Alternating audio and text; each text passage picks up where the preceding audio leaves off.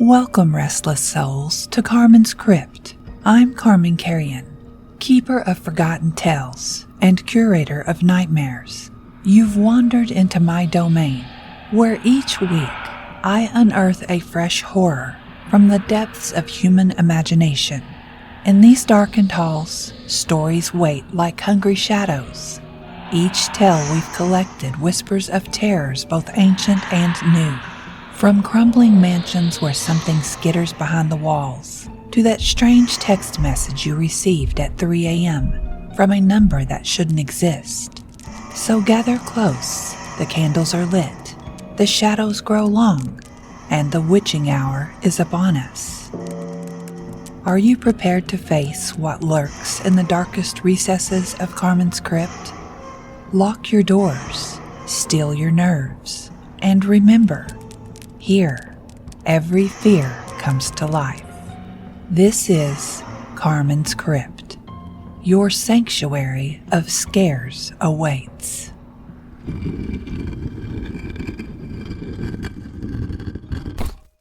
This story is based on The One Who Splits by Sydney Halladay, a young horror writer with a gift for creating nightmares. Sydney's original concept, a creature that splits into three to hunt its victim from the closet, under the bed, and outside the window simultaneously, is the kind of idea that stays with you long after you've turned off the lights. I've expanded his story to bring his terrifying creation to life in full atmospheric detail, but the heart of this nightmare belongs entirely to Sydney. Thank you for trusting me with your monster. Kyle Henderson knew something was wrong with the house the first night they moved in.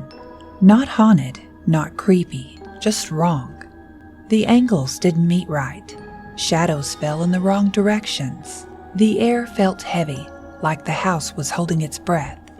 His parents didn't notice. They were busy unpacking boxes, arguing about furniture placement, talking about how much space they had now, how quiet the neighborhood was, how Kyle would finally have his own room instead of the converted closet he'd been sleeping in for 3 years.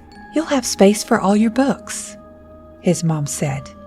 "We can put your desk by the window, natural light for homework." Kyle nodded and smiled because that's what you do when your parents are excited. But the whole time he stood in that empty second-floor bedroom, he felt watched. Not by his parents. They were downstairs fighting about which box had the kitchen knives. The watching came from the room itself, from the corners where walls met at slightly off angles, from the closet with doors that stuck halfway and wouldn't close all the way, from the space under the bed frame his dad hadn't put together yet. Kyle's bedroom was corner position, 2 windows overlooking the backyard. During the day, sun streaming in, it looked fine, normal, just a bedroom with pale blue walls that looked gray in certain light. At night, the room changed. The first night, Kyle lay in his new bed and stared at the ceiling. The house settled around him, creaks and groans as old wood adjusted to temperature changes. His father had explained it during dinner. "Old houses make noises. The wood expands and contracts. Totally normal. You'll get used to it." Kyle wanted to believe that, wanted to believe the sounds were just the house settling.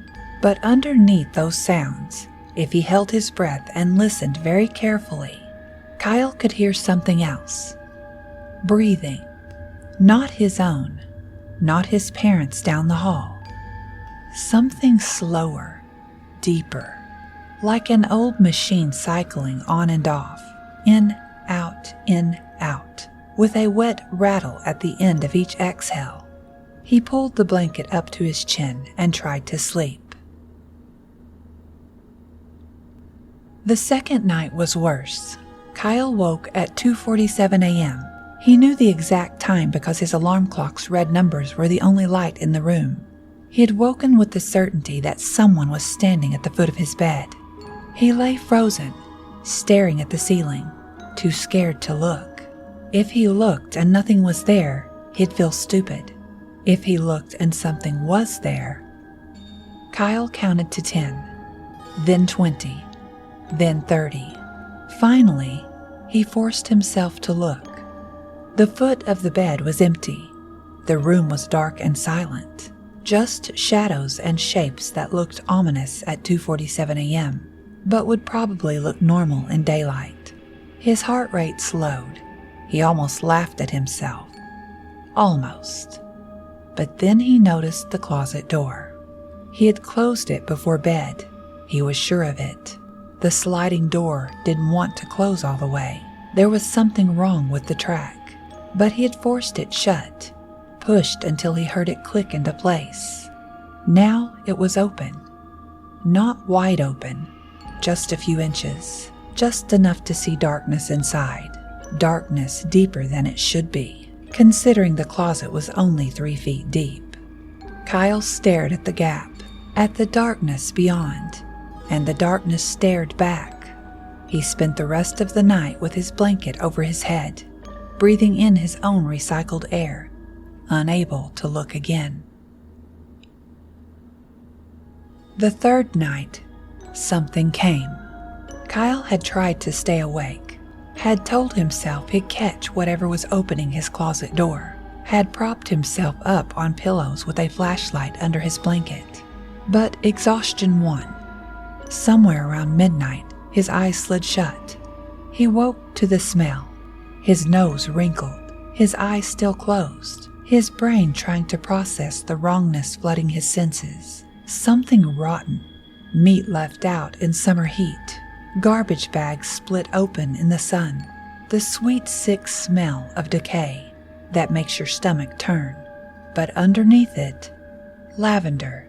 The combination was obscene, like someone had tried to cover up death with potpourri and only made it worse. Kyle's eyes snapped open. He had left the hall light on. His parents thought he was too old for nightmares, but the compromise was leaving his door cracked and the hall light burning. That sliver of light from the hallway should have been enough to see the basic shapes of his room, his desk, his dresser, the pile of unpacked boxes in the corner. But now, even with that light, his room felt darker than it should, as if the darkness itself was thicker, more substantial, like it had weight and was actively pushing back against the light, refusing to let it penetrate. His eyes adjusted slowly. Shapes emerged from the darkness. His desk, his dresser, the boxes, and something else. In the corner, by the closet, a shape that was darker than the surrounding darkness. Tall, so tall it had to hunch to keep from touching the ceiling, moving in a way that didn't follow the rules of how bodies move, joints bending in places where there shouldn't be joints, limbs extending farther than limbs should extend. Kyle's heart hammered against his ribs. He couldn't look away, couldn't close his eyes. Every survival instinct screamed at him to stay still, to not draw attention, to pretend to be asleep, and maybe the thing wouldn't notice him. But then, 2 points of light appeared in the darkness. Blue, burning blue, like the flame on a gas stove. That color that's so bright it almost hurts to look at. The blue that means something is burning hot enough to kill you. Eyes. The thing was watching him. And now it knew he was awake, now that their eyes had met. Pretending wouldn't work anymore. Kyle tried to scream, managed only a thin wheeze. His lungs wouldn't work properly. The air in the room felt thick, resistant, like trying to breathe underwater. Each breath brought more of that smell into his lungs. Rot and lavender, death and flowers. Wrong, wrong, wrong. The thing moved closer. Each step made a sound. Not footsteps. Something wetter, softer, like raw meat being dragged across tile. Squelch, slide, squelch, slide. A rhythm that didn't match how human feet moved. And with each movement, Kyle could see more of it in the faint light from the hallway. Its body was impossibly tall, 7 feet, 8, maybe more. The ceiling was 8 feet high, and the thing had to bend nearly in half to fit. Its skin wasn't skin. Kyle's brain couldn't process what he was seeing. Parts of the thing were just gone. Not black, not shadow, just nothing. Like someone had cut holes in the world, and the thing was wearing them. Between those empty spaces were scars, white, raised, jagged, dozens of them, hundreds. They covered the thing's body in no pattern Kyle could see. Some looked fresh, still pink. Some were old, thick and ropey and bone white.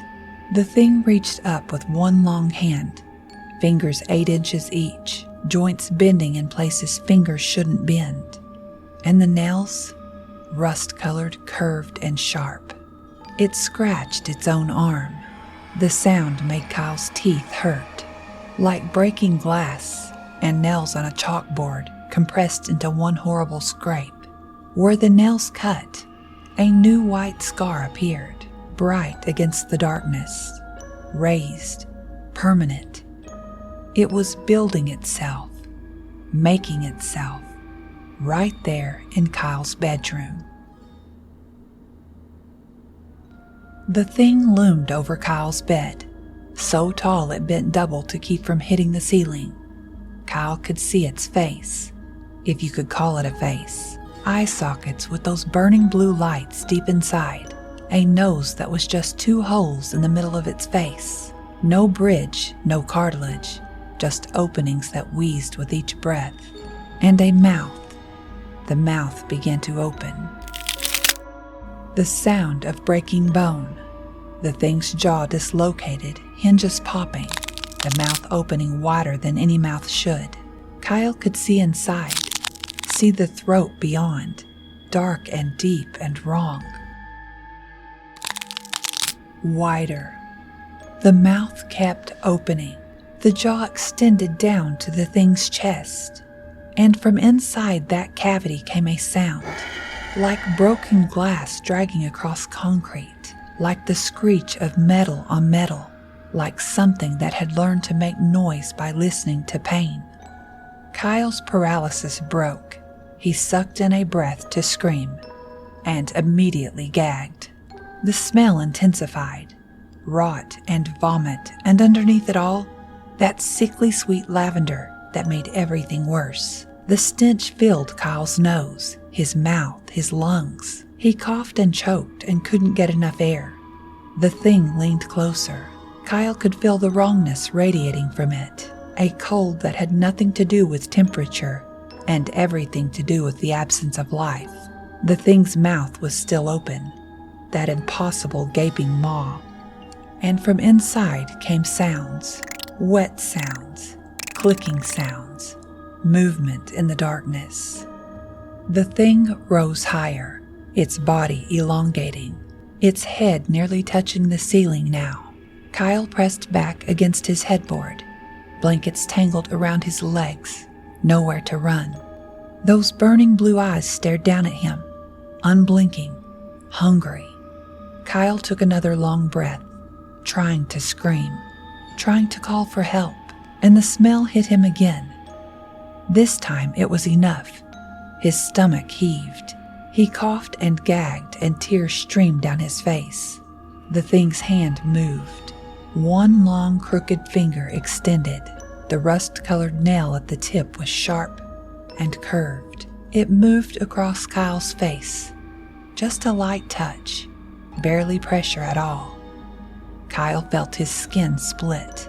The pain was immediate and sharp. Warm blood welled up, running down his cheek. 2 inches long. Not deep, but deep enough. The thing brought its finger to its mouth, if that gaping void could be called a mouth. The tongue inside was covered in holes, small holes, and from each hole something moved. Tiny creatures, pale things without eyes. They writhed and reached and pulled at the blood on the thing's finger, lapping it up, dragging it into those holes. Kyle watched in frozen horror as the thing tasted him. Then the thing began to change. Spikes erupted from its spine, They burst through the skin in explosions of white scar tissue, more spikes along its arms, along its face. The thing was covered in them now, each one dripping something that hissed when it hit the floor. The thing dove toward Kyle, mouth open wide. "Kyle, are you okay?"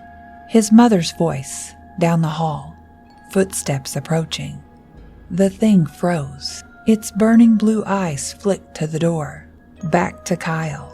It made a sound that wasn't words, a deep growl from somewhere it shouldn't have vocal cords. Then, the thing split. Not broke, not divided, split, like it was made of something that could tear into pieces, and each piece would still be whole. Where there had been one creature, there were suddenly three, smaller, faster, moving in different directions. One dove into the closet. One dropped and slid under the bed, flat as paper. One twisted out the window Kyle knew had been locked. 2 seconds, that's all it took. Kyle's bedroom door opened. Light flooded in from the hallway. His mother stood in the doorway, backlit, squinting into the darkness. "Sweetie, I thought I heard you coughing. Are you all right?" Kyle opened his mouth, closed it. How could he explain? How could he make her understand? His mother walked into the room and sat on the edge of his bed, the bed that had something underneath it. Her weight compressed the mattress. Kyle heard a faint wet sound from below. His mother didn't seem to notice. "What's wrong?" she asked, reaching out to touch his face. Kyle flinched. His mother's fingers found the cut on his cheek. 2 inches long, still bleeding. "Oh, honey, what happened? Did you scratch yourself in your sleep?" "Mom, there was..." Kyle started, but the words caught in his throat, because he could feel it, under the bed, in the closet, outside the window. The thing, the 3 things, were still there, waiting, watching. And he could sense that if he said the wrong thing, if he revealed what he knew, they would act. "There was what?" his mother prompted. Kyle's father appeared in the doorway. "What's going on?" "Kyle has a cut on his face," his mother said. "I'm going to get the first aid kit." She stood up and left. Kyle's father walked into the room, looking around. He peered into the closet, his eyes sliding past something he didn't want to see. Looked at the windows, glanced under the bed, pausing for just a fraction of a second before straightening up too quickly. "Well," he said, his voice tight. "Nothing here now. Let's get you cleaned up." His mother returned with antiseptic and a bandage. She cleaned Kyle's cut. It stung, but Kyle barely felt it, and placed the bandage carefully. "There we go," she said, kissing his forehead. "All better. Try to get some sleep, okay?" She walked to the door, her hand on the light switch. "Would you like your light on, Kyle?" Kyle opened his mouth to say yes, to beg her to leave every light in the house on, to ask if he could sleep in their room. But from the darkness under his bed came a sound, so faint his parents couldn't hear it. A wet clicking sound. A warning. "No," Kyle heard himself say. "I'm fine." "All right, sweetie. Good night." The door closed. The hallway light went out. Footsteps faded down the hall. Silence filled Kyle's room. Then, Kyle's eyes adjusted to the darkness. He stared at the ceiling. Above his bed, directly over his head, something was forming. The darkness gathered, condensed, dripped down like thick oil. The drops hit his pillow, missed his face by inches. Each drop was warm, viscous, wrong. One of the 3 things was reforming, piece by piece, the darkness pulling on his floor, growing, taking shape. Kyle could hear it happening, the snapping of bones, the twisting of muscle. the wet reformation of something that shouldn't exist. It grew and grew, standing now at the foot of Kyle's bed, tall enough to touch the ceiling, those burning blue eyes fixed on him, the mouth opened, smaller now in this divided form, but still wider than any mouth should open. And from inside that cavity came the sound again. Glass on concrete, metal on metal, the screech of something learning to speak through pain. But no words, just the sound, just the hunger.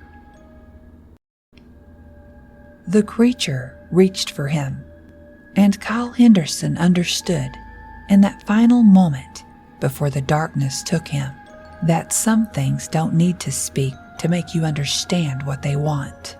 Some things are hunger itself. Some things have been waiting in the spaces between walls, in the gaps under beds, in the void behind closet doors, for so long that they've forgotten everything except how to consume. Kyle tried to scream one last time, but the thing was already inside him, filling his mouth with the taste of rot and lavender, and the scream came out as nothing at all. And so, dear listeners, we emerge from another dark corner of Carman's Crypt. But remember, the horrors you've heard tonight are merely echoes of the terrors that await in the shadows of your mind. If you enjoyed your stay in the crypt, why not invite a friend to join us next week? After all, fear is best when shared. Leave a review if you dare, or share your own tales of terror on my social media, or on my website, carman-carrion.com. Who knows? Your nightmares might just become my next story. Until next time, keep checking under your bed. And remember, in Carman's Crypt, every fear comes to life, and no one is truly safe. Sweet dreams, if you can still sleep at all.